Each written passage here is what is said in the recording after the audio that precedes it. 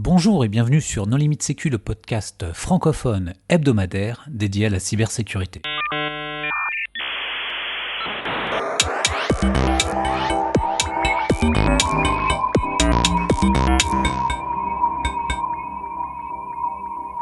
Alors aujourd'hui, nous allons parler de littérature avec Pierre Rofast. Bonjour Pierre. Bonjour. Pour discuter avec lui, les contributeurs Non Limite Sécu sont Nicolas Ruff. Bonjour. Hervé Schauer. Bonjour. Et moi-même, Johan Hulot. Alors, en préambule, Pierre, est-ce que tu voudrais bien te présenter ?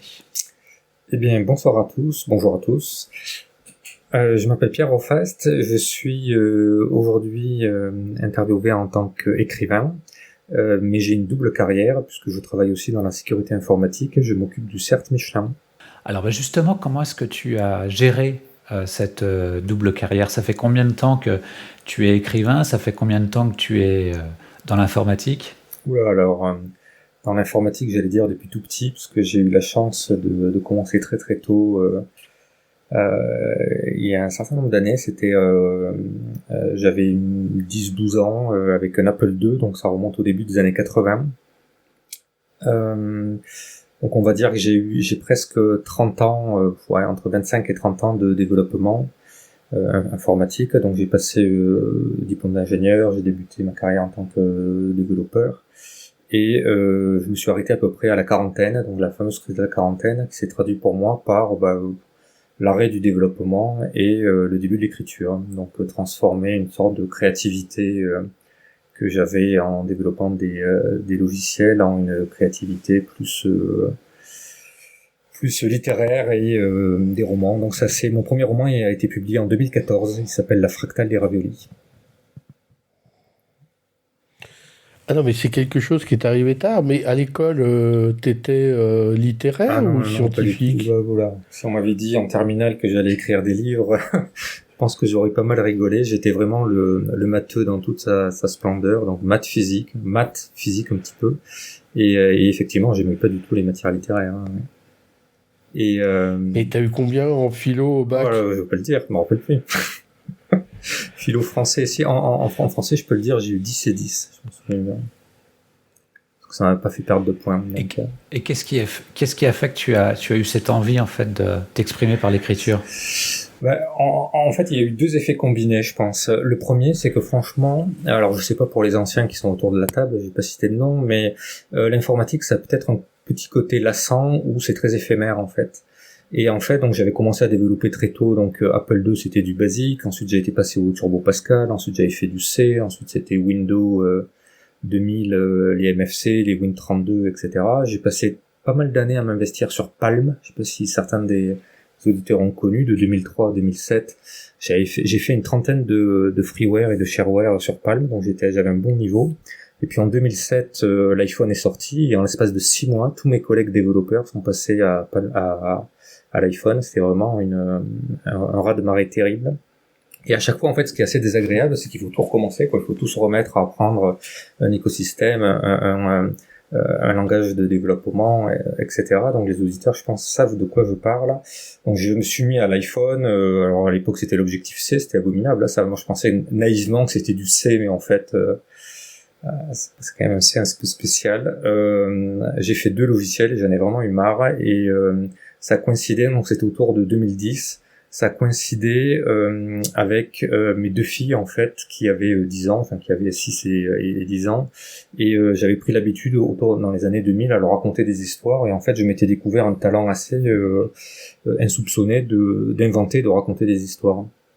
Et donc vers 2010, j'ai eu cette double révélation. La première, c'est que je me suis dit, tiens, finalement, j'ai une créativité, je suis capable d'inventer des histoires comme ça dans la voiture, au fil de l'eau, au fil des bouchons, de rallonger la sauce. Et deuxièmement, je commençais vraiment à en avoir marre du développement, et tous les 3-4 ans d'avoir à réapprendre une techno et à repartir de zéro. Et je me suis dit, je vais écrire des livres pour enfants. En fait, je vais utiliser ce que j'ai appris et ce que j'ai aimé faire pendant ces 10 dernières années pour écrire des livres pour enfants. Et là, j'ai eu une première déconvenue, à savoir les livres pour enfants. C'est très technique, contrairement à ce qu'on pourrait croire.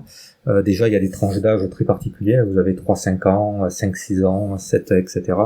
Il y a les illustrations. Il y a des stéréotypes, en fait, qu'il faut respecter. Des stéréotypes. Et puis, souvent, il faut s'adosser à des illustrateurs. Enfin, c'est compliqué. Et donc, j'ai pas réussi en fait à comprendre pour vraiment les livres pour enfants ce qui plaisait, ce qui ne plaisait pas aux enfants. Ceux qui ont des enfants savent qu'il y a des livres qui nous semblent vraiment très bêtes et très mal dessinés, dont ils raffolent, hein. Et puis d'autres au contraire qui sont super, mais ça accroche pas. Donc voilà, donc je me suis dit tant pis, je vais écrire des livres pour adultes, hein. Et là, je me suis fait rattraper par mon superbe passé littéraire. Donc vous avez compris que j'étais pas super bon à l'école. Donc j'ai écrit mon livre et il faisait 5 pages en fait. C'était une nouvelle. Donc, dans un style très succinct, très synthétique, d'un bon scientifique. Donc c'était pas gagné. Je me suis dit je vais faire des nouvelles puisqu'en fait les nouvelles ça me correspond mieux. Le gars il rentre dans un bar, il fait son action, il ressort. J'ai pas besoin de décrire les mobiliers du bar, etc. Ça m'allait très bien. Et je me suis quand même un peu renseigné, donc ça c'était en 2012, 2012. En France, les livres de nouvelles ne se vendent pas. C'est pas un marché porteur, contrairement au marché anglo-saxon. Je sais pas pourquoi, mais c'est pas un marché qui se vend. Et alors quand on regarde les stats pour quelqu'un qui n'est pas du métier, donc qui est un primo-romancier qui envoie son manuscrit par la poste parce qu'il n'a aucune relation dans le milieu, qui vient de Clermont-Ferrand, et en plus de ça qui est informaticien et qui veut écrire des nouvelles, les chances d'être publié étaient très très light en fait, hein. Donc globalement c'était pas réaliste, hein. Donc je me suis dit il faut que je trouve une astuce pour relier des nouvelles à un roman, pour qu'au moins ça soit un primo-romancier, mais que ça c'est un roman qui tienne la route, hein. Et donc l'idée de la fractale des raviolis, c'est un algo récursif, enfin c'est une fonction récursive. C'est-à-dire je commence par une histoire. Au milieu de l'histoire, j'enchaîne sur une autre histoire, qui enchaîne sur une autre histoire, etc. Donc c'est appel dans la pile, en fait, tout simplement de l'histoire. Et ça a été vu, et puis au milieu du livre, je dépile et je repile, je rempile. Et je finis la dernière histoire, qui est en fait la fin de la première histoire, la fin du premier chapitre. Et ça, en fait, cette structure a beaucoup plu. J'ai gagné pas mal de prix avec ce roman-là, parce que l'histoire, la structure, avant même que l'histoire était très originale, et elle a bien plu aux gens. Alors qu'en fait, pour moi, c'était tout simplement, vraiment, c'était un appel récursif, hein. C'est rien de plus. Et j'avais trouvé cette astuce-là pour lier de façon artificielle des nouvelles qui ainsi sont devenues, grâce à ce fil conducteur de la pile, entre guillemets, sont devenues un roman. Voilà, donc ça a commencé par là en 2014. Mais ça, tu l'as déjà raconté ou enfin, moi, oui, alors je l'ai pas raconté dans ces termes-là, parce que quand je vais dans les lycées ou dans les bibliothèques, j'évite de parler de piles, de tas ou d'appels récursifs. J'emploie des mots plutôt comme les poupées russes ou des poupées gigognes. Mais en fait, c'est bien ça. En fait, depuis 2014 et tous les romans que j'ai faits, j'ai vraiment travaillé la structure de mes romans, et ça c'est vraiment une déformation professionnelle, hein. C'est-à-dire que je n'écris pas une seule ligne sans savoir où je vais et sans avoir vraiment une structure qui tient la route et qui j'espère est originale. Alors si je puis me donner un conseil sur ce que tu as dit au début, tu aurais dû choisir le COBOL, comme ça tu serais encore en train de faire la même chose. Ça aurait été une belle chose.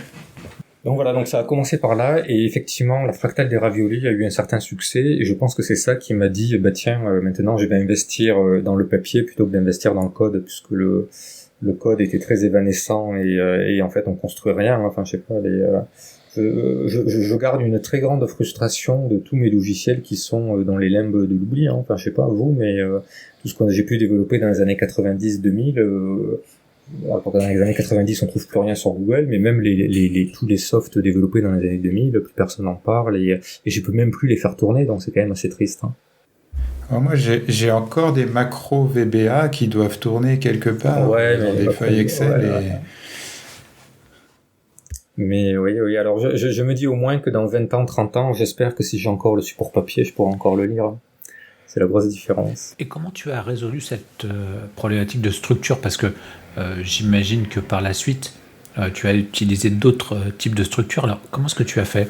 Oui, alors et effectivement, le second roman, qui s'appelle La variante chilienne, j'avais ce même problème de structure, parce que je l'ai sorti dans la foulée, il est sorti en 2015, donc je l'ai écrit en 2014, et je me suis dit, je vais pas leur refaire le coup quand même de l'appel récursif. Donc là, j'ai fait une histoire en arête de poisson, en fait, c'est-à-dire que j'ai une base avec une histoire d'un prof qui part en vacances avec une de ses élèves et qui rencontre sur place un autre homme. Et en fait, cet homme a des problèmes de mémoire, et en fait, pour fixer sa mémoire, il prend des petits cailloux. En fait, il ramasse des cailloux, et chaque caillou fait référence à un moment de sa vie.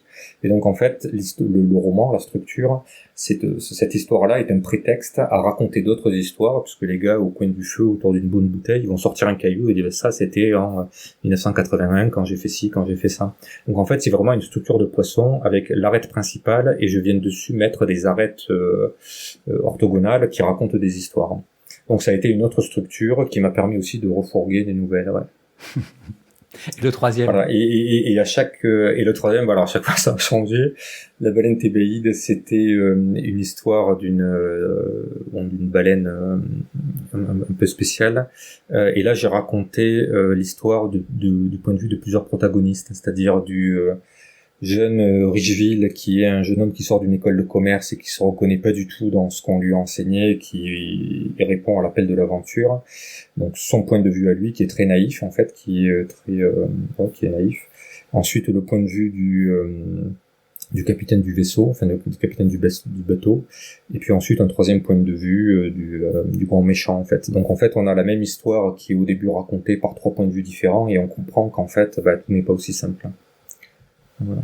Et ça, c'est la structure du livre Seules les bêtes, non? Je sais pas si tu l'as lu, mais il a eu un petit succès, il a été adapté en film. Ah, c'est possible, ouais. Mais c'est une structure qui est assez classique, celle-ci, hein, d'avoir un point de vue. En fait, ça s'appelle un roman multichoral, c'est-à-dire que la même histoire est racontée par plusieurs points de vue différents et plusieurs voix. Et puis à la fin, en fait, donc c'est comme une sorte de râteau, et à la fin, les trois histoires se combinent et on continue au temps présent en ayant en tête les trois versions différentes. Hein. Et donc Habemus Piratam, qui est dans la même lignée, donc si vous avez vu tout ça, vous avez compris la structure d'Habemus Piratam, qui est en fait un curé de campagne qui s'ennuie un peu, confesser des vieilles qui trichent au Scrabble, et un jour, il y a un pirate, enfin quelqu'un qui se proclame pirate informatique de haut vol et qui vient se confesser. Et comme il n'a aucune habitude de se confesser, le curé lui propose de partir sur les 10 commandements, et c'est prétexte pour moi de raconter une histoire par commandement, en fait, un fait de hacking par commandement. Donc en fait, on retrouve toujours cette même astuce de transformer des... Oui, mais ça fait que ce sont des nouvelles, en fait. On est d'accord, ce sont des nouvelles. Il faut pas le dire, hein. Il faut pas le dire. Ah d'accord, pardon, alors je m'excuse. Si tu dis des nouvelles, tu perds 30% de vente, donc c'est un roman... avec des récits enchâssés. C'est vrai que quand même il y a une trame qui fait plus penser à un roman que différentes nouvelles mises les unes derrière les autres. Mais si tu réfléchis bien, en fait, alors initialement, pour tout vous dire, et ça je pense que je l'ai pas dit souvent, ce roman, je l'avais conçu comme une fantaisie, c'est-à-dire des nouvelles, parce que ça me tenait à cœur d'écrire sur mon métier. Donc je me suis dit, il y a tellement de choses extraordinaires, je vais écrire un bouquin de nouvelles de façon anonyme. Et donc je suis allé voir une autre maison d'édition que la mienne à l'époque, et je leur ai dit, voilà, je travaille dans le milieu, je peux vous faire des nouvelles sous pseudo, comme ça vous pourrez dire c'est quelqu'un qui travaille dans la cybersécurité, etc. Et l'éditrice était enthousiaste et elle m'a dit ok, mais si c'est pas de nouvelles et si c'est avec votre nom, votre vrai nom. Donc au final, ça avait aucun intérêt. Je suis resté dans ma maison d'édition de l'époque. Et alors, si j'ai bien compris, en fait, cette problématique de structure est pas. Comment est-ce que tu t'es renseigné, tu t'es documenté sur les différents types de structures qui répondraient à ta problématique, ou quelle est ton approche en fait? Mais c'est pas les éditeurs qui aident? Ah non. Les éditeurs n'aident pas du tout. Ils viennent après. Oui. Non, les éditeurs. Alors si vraiment tu te poses des questions, tu vas voir ton éditeur. Alors que t'as pas une seule ligne et que t'as pas la structure, c'est que t'es mal barré. Je veux dire, les éditeurs, ils aident, mais c'est plutôt en aval, une fois que le produit est fait. Et là, ils vont t'aider à tuner l'histoire ou à te dire cette fin elle marche pas. Donc ça, je l'ai eu plusieurs fois. Hein, c'est-à-dire la fin elle marche pas, il faut la changer. Mais c'est à la marge. C'est pas eux qui vont te dire la structure à utiliser, sinon. Non, en fait, je suis influencé parce que moi, en fait, je ne connais que les livres d'informatique purs et durs. Ah oui. Et c'est vrai que chez Erol ou Duno, ça arrive que il y a une forme de coaching de l'informaticien qui doit écrire son livre sur sa technologie ou son langage. Mais c'est vrai que ça marche pas pour les romans, oui. C'est la preuve que je suis pas fait pour les émissions littéraires.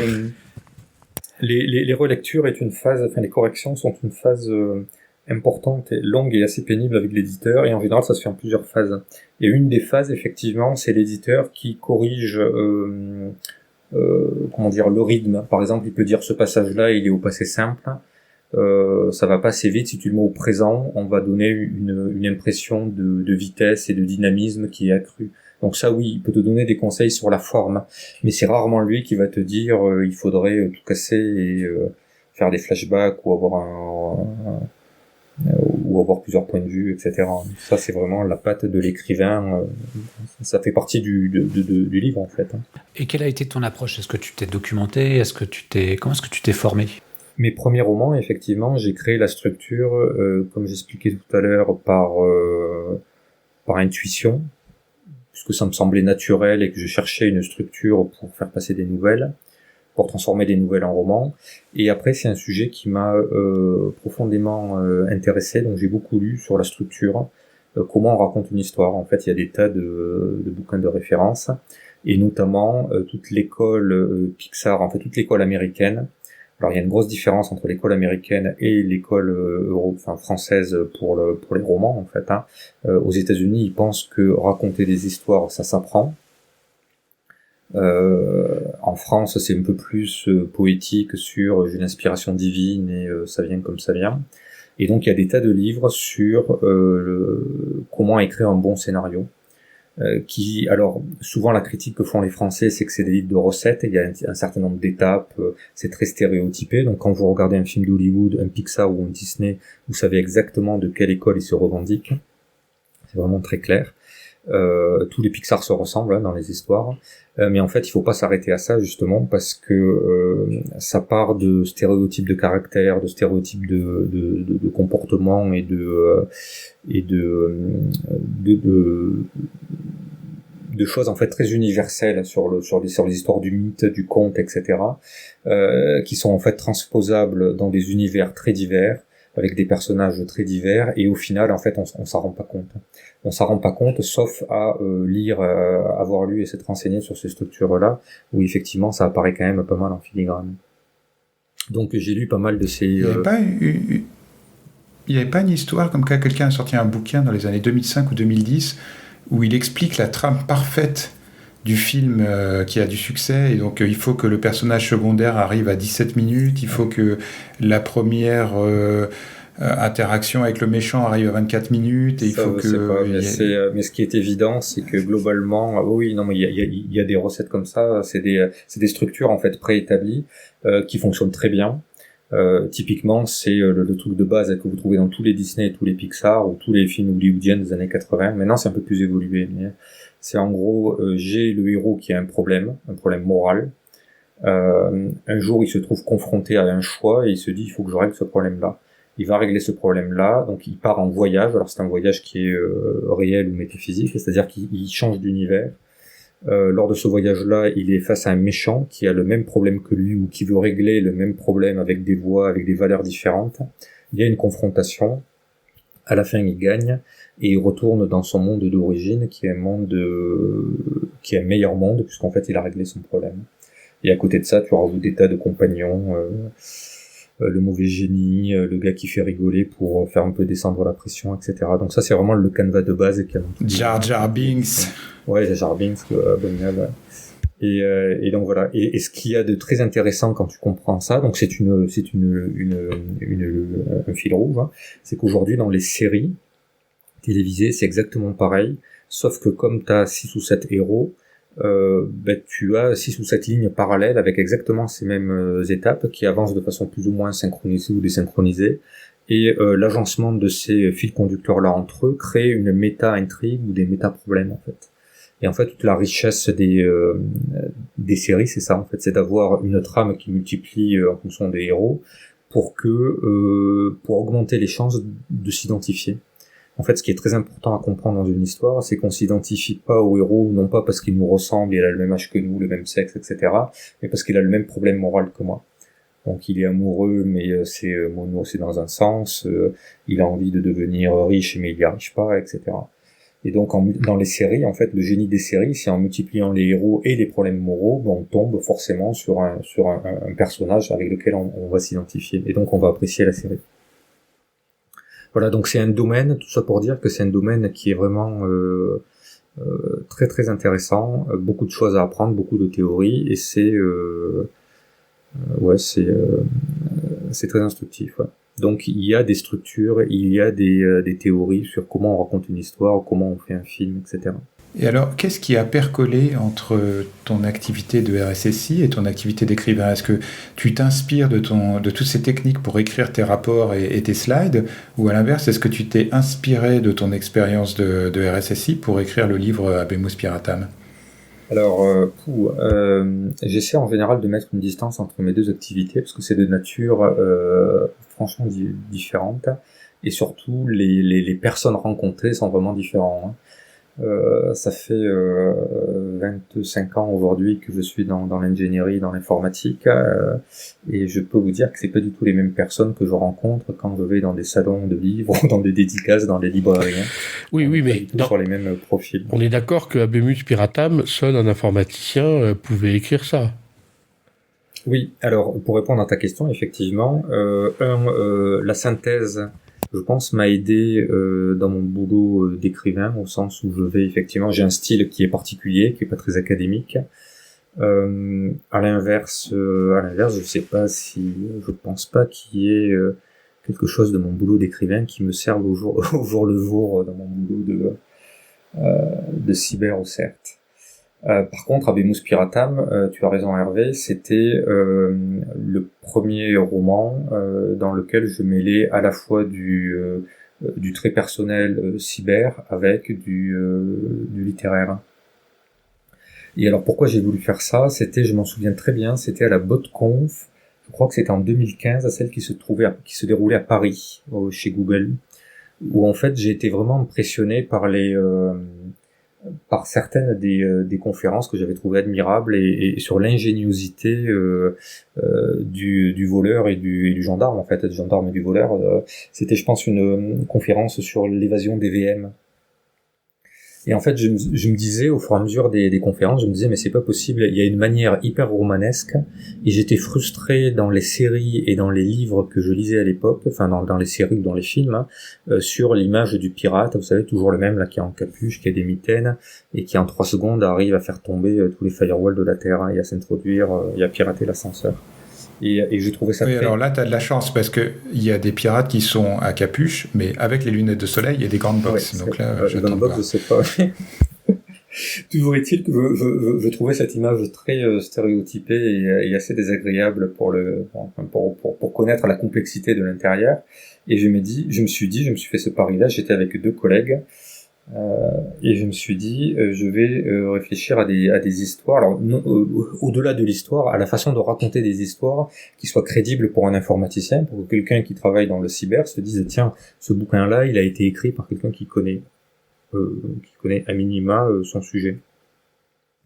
Et le challenge, ça a été d'aller voir mon éditeur en lui disant, je vais écrire un bouquin sur la cybersécurité, donc qui est un sujet qui est à la fois sexy dans les polars, mais qui en littérature générale et fait peur en fait aux lecteurs et aux lectrices conventionnels. Donc en écrivant un bouquin de cybersécurité, donc un qui restait lisible au commun des mortels, et 2 qui ne trahissait pas mon camp, à savoir qui disait pas de grosses bêtises et des choses complètement absurdes. Et qu'est-ce que ça veut dire au fait, Habemus Piratam? Alors Habemus Piratam, c'est un chouette titre, c'est pas moi qui l'ai trouvé, donc je peux le dire. C'est le stagiaire de la maison d'édition à l'époque. Donc c'est un clin d'œil à Habemus Papam, donc qui est la phrase que disent les cardinaux quand un nouveau pape a été élu. Donc Habemus Piratam, nous avons un pirate, tout simplement parce que dans l'histoire on parle d'un curé de l'église, donc d'où le latin, et d'où le pirate, parce qu'on parle d'un pirate. Voilà. Subtil jeu de mots. Là On, encore, a- j'ai appris que le... on avait déjà eu le latin Vas-y. avec Acquito Ergo Sum, hein, la conférence. Oui, c'est ça, ouais. Ad Augusta per Angusta aussi. La devise de la DGSE. L'éthique. En fait, je posais la question, mais c'était assez rhétorique, puisque tu nous avais promis de nous donner la liste des anecdotes de ta vie de RSSI que tu as mis dans ton livre d'une manière ou d'une autre. Est-ce que tu peux nous en donner une ou deux?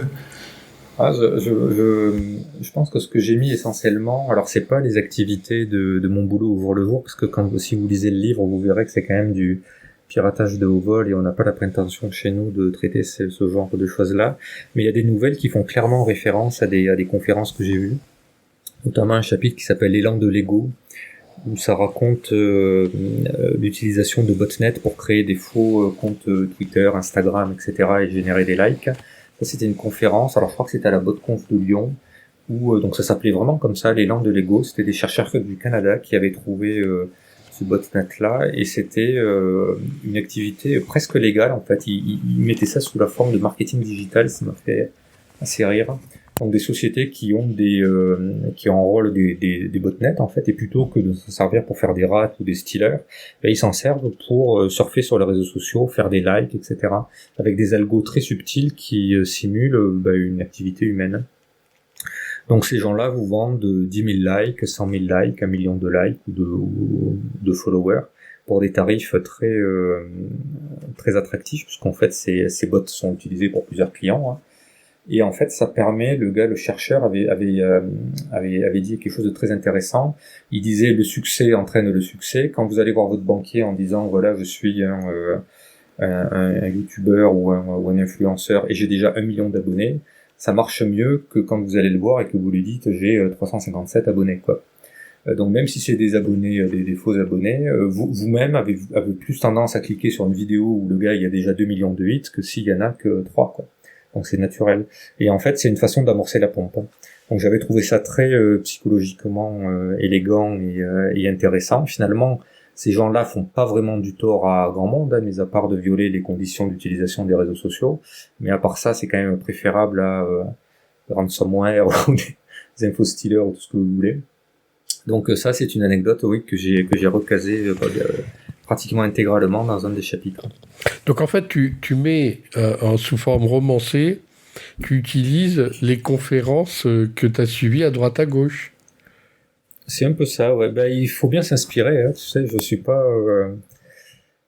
n'ai pas un passé d'agent de la DGSE, donc je peux pas décrire sur mon expérience personnelle tout ce que j'ai pu faire ou j'aurais pu faire, donc il faut bien que je m'inspire Des sur des conférences. personnages ou des conférences, voilà. Ouais, des conférences et des gens qui participent, parce qu'à un moment donné, tu es dans une conférence et le héros, plutôt que toi, dit « J'évitais de me faire repérer par le groupe de Français agglutinés autour du vieil Hervé qui leur racontait des éternelles histoires d'amour contrarié avec Glancy. »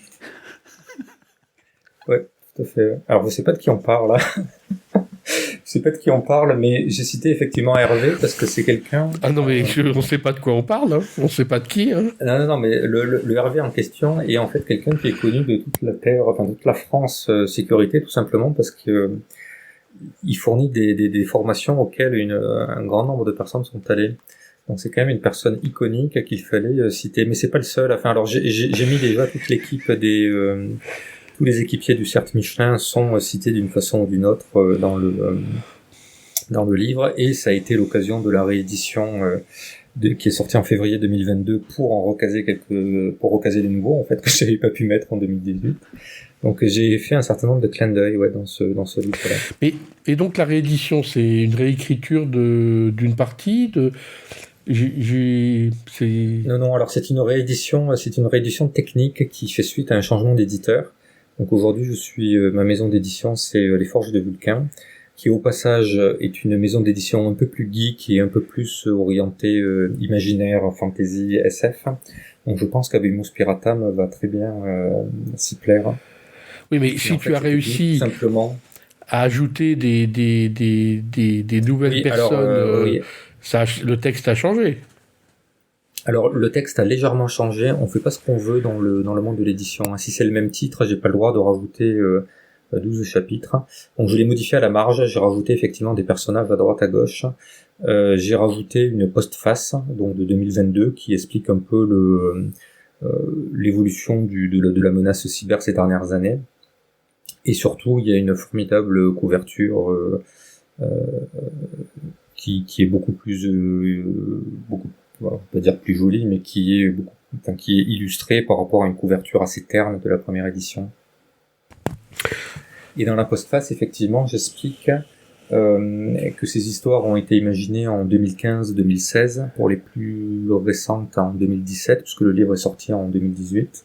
Donc ça veut dire que l'écriture s'est terminée en 2017. Et en fait, chose curieuse, la plupart des exploits que j'avais imaginés, ou certains que j'avais imaginés, se sont passés dans la vie réelle depuis 2016. Donc ça, même pour moi, ça a été un motif d'étonnement. Notamment, à un moment donné, je parle d'un hack qui permet de mettre toute une ville, de faire un blackout électrique sur toute une ville à Toulouse. En fait, c'est arrivé en 2017 à Kiev. De même que j'explique comment une élection présidentielle est manipulée à travers les réseaux sociaux et des botnets. Donc, je pense que ça est arrivé aussi avec l'histoire de Trump et Facebook, comment ça s'appelait là, Analytica, Cambridge Analytica. Cambridge Analytica. Et ensuite, alors la chose le plus surprenante, c'est qu'à la fin, il y a un gars qui utilise un ordinateur quantique pour pirater la clé et déchiffrer la clé en fait de l'office notarié de France. Donc avec ça, il est capable de signer n'importe quel acte notarié et donc s'attribuer n'importe quel bien immobilier en France. Et en fait, ça c'est arrivé aussi en Ukraine en 2018. Alors dans une moindre mesure, mais ils ont piraté la base notariale et ils ont réussi à s'attribuer des maisons. En fait, les pirates ont réussi à s'attribuer des maisons. Et donc ça, je trouve ça admirable de se dire que le monde est tellement, enfin ça va tellement vite et c'est tellement, ouais, tout à l'heure je disais que c'était romanesque, mais c'est tellement incroyable ce qu'on peut imaginer. En fait, ça arrive. Ça arrive Non, mais parce qu'il n'y a pas de limite. ce qui est incroyable, c'est l'auteur, c'est la pertinence de l'auteur. Après, ça explique pourquoi même les militaires font appel à des auteurs de science-fiction pour essayer d'imaginer quel pourrait être le futur. Là, on est d'accord, c'est du Ouais, c'est futur, la Red Team. c'est du futur proche que tu avais imaginé, Ouais. mais bon, l'histoire montre que c'est du futur proche qui a bien fonctionné. Il n'y a plus qu'à refaire la même chose. Également, c'est ce que j'apprécie en fait dans un roman ou même sur un film, c'est la probabilité de réalisme. C'est-à-dire que j'aime bien me dire, ah oui, ça c'est, il y a de bonnes chances que ça soit, que ça arrive. Un jour. Ouais, le fait que ce soit plausible. En fait, voilà, c'est ça. Tout au long du livre, on se dit, bah oui, pourquoi pas. Alors ça a été la grosse difficulté pour moi. Quand j'en parlais à mon éditeur, je comparais ça à une partie d'échecs en fait. On va écrire un bouquin sur une partie d'échecs. Pour que les lecteurs s'extasient au troisième chapitre sur le 27e coup, en fait, on déplace un fou d'une case à l'autre, ça veut dire qu'il faut s'y connaître en échec, il faut connaître les ouvertures, enfin, et il faut être capable d'admirer la tactique du joueur. En fait, en cyber, c'est un peu pareil, c'est-à-dire que si pour quelqu'un de novice, comment peut-il s'extasier devant une contre-attaque ou une contre-offensive ou une détection assez subtile ou un enchaînement d'exploits vachement subtil ou du social engineering raffiné du pirate. En fait, ça demande par définition une compréhension de la complexité pour pouvoir s'extasier en fait, par définition. Hein. Et donc la grande difficulté, c'est comment raconter des exploits qui sont, comment raconter une chaîne d'exploits en étant réaliste, tout en rendant le truc sexy, puisque je veux que ce soit réaliste en fait. Hein. Et c'était vraiment un vrai challenge et une vraie difficulté. Donc je sais pas surtout, si c'est réussi, mais c'était dans le cahier des charges. Ouais, Sexy à quelqu'un qui n'est pas informaticien et comprend pas la technique. Et c'est ça le challenge qui est génial dans le livre. C'est ça, ouais. Il faut arriver. Alors nous, autour de la table, on est mal placé pour l'évaluer, mais effectivement, j'ai eu des retours alors un de ma mère déjà, mais de pas mal de lecteurs et de lectrices qui m'ont dit j'y connais rien en informatique, mais j'ai bien rigolé et j'ai pas mal apprécié, avec un glossaire à la fin qui n'aide pas vraiment en fait, parce que c'est une béquille qui sert à rassurer les gens, mais très rapidement ils l'oublient. Et tout à l'heure, tu disais que les éditeurs te proposaient des fins différentes, etc. Est-ce que ça a été le cas pour Habemus Piratam? Est-ce que au départ... Non, sur celui-là, non, sur celui-là, non. Je crois que ça a été bon du premier coup. Alors je me souviens plus très bien, mais je pense pas qu'il y ait eu de changement. Ouais. Et toi, de ton côté, est-ce que tu envisageais différentes fins ou bien c'était... Ah oui. Ah non, le processus créatif est très complexe. Et en fait, alors au début, je pars avec c'est vraiment c'est exactement comme un développement itératif. Hein. Là, c'est de la méthode agile plus. À savoir, je pars avec un plan, parce que sinon, je sais pas quoi faire. Donc, un plan à la grosse maille, c'est les use cases principaux. Je fais un premier jet très rapidement. Donc, j'écris le livre très rapidement. Je vois si l'histoire fonctionne. Et si ça fonctionne pas, j'itère, je modifie la structure jusqu'à ce que ça fonctionne. Et une fois la structure fonctionne, je peaufine. C'est comme tu mets les commentaires dans le code à la fin, quoi. Pour les mauvais développeurs. C'est-à-dire, je proprifie le code, je proprifie le texte en soignant, le style, la narration, etc. Mais je me focalise vraiment sur l'histoire pour savoir si ça fonctionne. Donc, oui, j'envisage souvent, plusieurs versions, plusieurs chemins parallèles et je vois lesquels fonctionnent le mieux. Ouais. Et alors du coup, quel conseil tu donnerais à quelqu'un qui veut se lancer là-dedans? Parce qu'il y a beaucoup de jeunes, honnêtement, qui se lancent dans les fanfictions et qui publient sur Internet. Enfin, je sais plus comment ça s'appelle, mais c'est assez facile de se publier en ligne, quoi. Ouais, mais, les Wattpad, toi, qu'est-ce que tu donnerais? Oui, ça porte un nom. Je pense qu'il faut oser. Alors, il faut oser, ça peut fonctionner et j'en suis l'exemple vivant au sens où on critique souvent ce milieu pour être de l'entre-soi et ça marche effectivement par piston. Alors oui, il y en a, mais l'envoi du manuscrit par la poste ou maintenant par email, ça fonctionne aussi. Hein. C'est difficile, enfin il faut avoir de la chance comme un peu partout, mais ça fonctionne. Donc il faut se lancer. 2, il faut quand même pas y aller avec la gueule enfarinée, c'est-à-dire il faut quand même se renseigner sur ce que je disais tout à l'heure, qu'est-ce que c'est une histoire, quels sont les créneaux qui fonctionnent bien. La pire des erreurs, c'est d'envoyer son bouquin, ou je dis n'importe quoi, de science-fiction aux 3 plus grands éditeurs, Gallimard, Grasset, Flammarion, qui auront aucune chance de garder, de retenir le livre. Donc il faut vraiment bien se renseigner sur l'écosystème des maisons d'édition par rapport à la ligne éditoriale du roman que l'on veut écrire, hein, parce que tout le monde ne fait pas tout. Et peut-être le 3e conseil, c'est, qui est sans doute le plus difficile, trouver un relecteur de qualité, relecteur ou une relectrice de qualité, c'est-à-dire quelqu'un qui est suffisamment honnête pour vous dire ce qui fonctionne et ce qui ne fonctionne pas. Ça, c'est vraiment très difficile, c'est-à-dire quand vous faites lire votre roman par votre femme, votre mère, votre frère, etc., il y aura forcément un regard biaisé, et la personne ne va pas vouloir vous dire du mal ou vous blesser. Et donc c'est très difficile de trouver quelqu'un qui a cette sensibilité, donc il faut déjà quelqu'un qui lise beaucoup et qui ne s'arrête pas à c'est super, j'ai adoré, ou c'est nul, j'ai pas accroché, parce que là ça sert à rien en fait. Il faut vraiment dire, écoute, le premier chapitre il est bien, on rentre bien dedans, le deuxième chapitre il est bien cohérent psychologique du personnage, dans le premier chapitre il est comme ça, dans le second chapitre il est comme ci, donc ça va pas, etc. Donc qui vraiment souligne les bons et les mauvais côtés. Et ça c'est très difficile et c'est assez précieux, hein. Enfin ça se trouve pas comme ça, mais il faut vraiment avoir ce retour externe et avoir cette humilité de se dire, si quelqu'un me dit ça, c'est pas forcément que c'est un con, c'est que il a peut-être raison. Et c'est très très difficile, enfin imaginez, vous connaissez bien le problème chez les codeurs, hein, c'est-à-dire ce que je fais c'est bien, les codes des autres c'est toujours de la merde, c'est un peu pareil pour les auteurs en fait, ce que moi j'ai écrit c'est super bien, et c'est difficile d'accepter la critique. Et pourtant la critique est nécessaire, parce qu'on n'a forcément pas le recul pour juger. Donc le faire relire par une personne, 2 personnes, 3 personnes, si les 3 vous disent que c'est pas crédible, il faut peut-être que c'est pas crédible, quoi. Donc voilà. Pierre, est-ce que tu voudrais apporter le mot de la fin? Le mot de la fin, merci de m'avoir... c'est déjà qu'il faut dire aux auditeurs, vous êtes des geeks, vous êtes des récessifs, vous êtes des informaticiens, ça vaut vraiment le coup, vous allez vraiment être passionné par Habemus Piratam. Voilà, ça c'est un livre plausible, sérieux. Donc n'hésitez pas, courez chez votre libraire à côté de chez vous.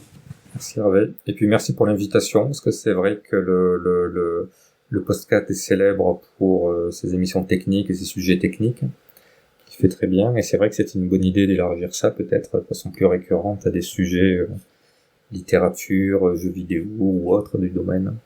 C'est une bonne ouverture. Merci en tout cas pour l'invitation. Merci Pierre d'avoir accepté notre invitation et merci pour la rédaction de ce livre.